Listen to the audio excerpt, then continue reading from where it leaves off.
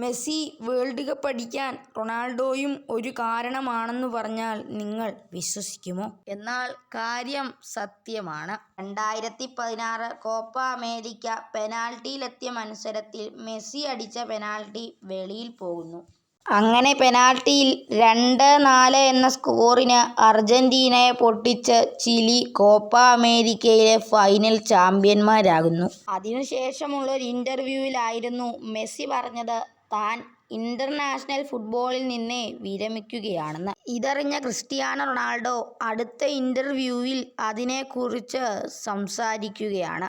Ronaldo പറഞ്ഞു, മെസ്സിയെ കണ്ണീരോടെ കാണുന്നതിൽ വിഷമമുണ്ട്. മെസ്സി തിരിച്ചു വരുമെന്ന് തന്നെ കരുതുന്നു. കാരണം അവനെ അർജന്റീന ടീമിന് ആവശ്യമുണ്ട്. ഇതറിഞ്ഞ മെസ്സി അടുത്ത ദിവസം തന്നെ റിട്ടയർമെന്റ് വേണ്ട എന്ന് വെച്ച് ട്രെയിനിങ്ങിന് കയറുന്നു. നിങ്ങളൊരു കട്ട റൊണാൾഡോ മെസ്സി ആരാധകനാണെങ്കിൽ ഈ ചാനൽ ഒന്ന് സബ്സ്ക്രൈബ് ചെയ്യൂ.